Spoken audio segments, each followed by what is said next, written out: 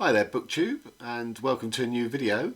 It's kind of hard to categorise exactly what this one is because I'm going to talk about a book that I've never read, but I'm not really talking about the book, I'm talking about the author, and that's this book, Q by Luther Blissett.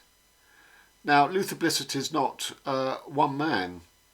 In one sense he is, and I'll come on to that.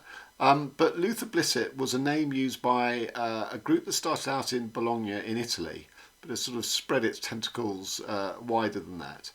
And it was made up of sort of artists, anarchists, authors, pranksters. And they adopted the name Luther Blissett. So all the sort of members and all the activities of the group were subsumed under this one creative sort of figure called Luther Blissett. So who is Luther Blissett? I mean the real person that they use the name of, not this group of anarchists and stuff. Well, Luther Blissett was an English footballer of Afro-Caribbean descent, playing in the 80s. And he played for a team called Watford, who Watford is a sort of satellite town just outside of London.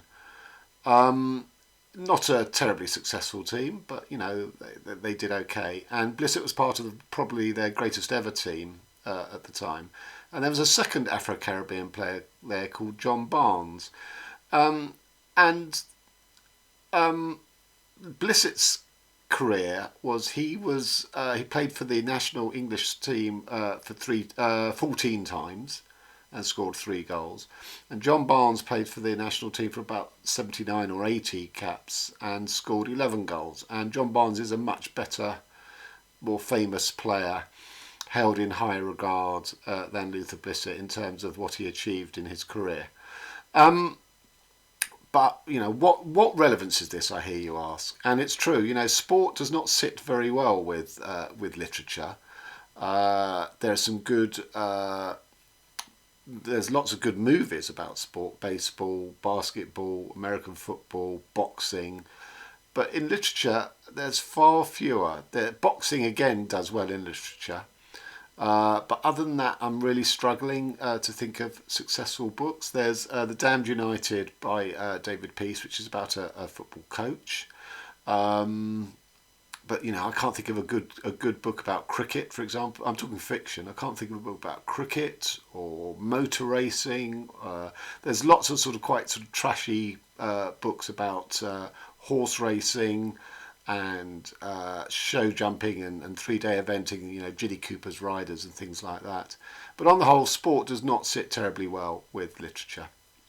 So why was I talking about John Barnes and Luther Blissett? You know, sort of reasonably, you know, if you're American, you're not going to have heard of either of these guys, and you know, why should you? Well, the point is, they were both Afro-Caribbean. They were both playing for the same team called Watford, and the most important club league at the time was not England, as it is now, where all the money is. It was Italy, and one of the giants of Italian football called AC Milan. And they signed Luther Blissett. And at the time, it was felt that they'd got the wrong black guy because they didn't, you know, they couldn't tell the difference, or their prejudice was such.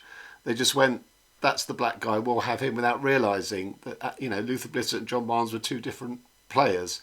And they signed Luther Blissett, and he lasted there for 2 years. He made 30 appearances, so you know he wasn't an every game starter.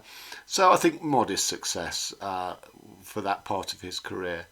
But it's this idea that I think that Luther Blissett, the Arts Collective, have seized on, the fact that the racial prejudice of, you know, whoever was doing the scouting and the buying at AC Milan meant they ended up with not the guy they thought they were ending up with.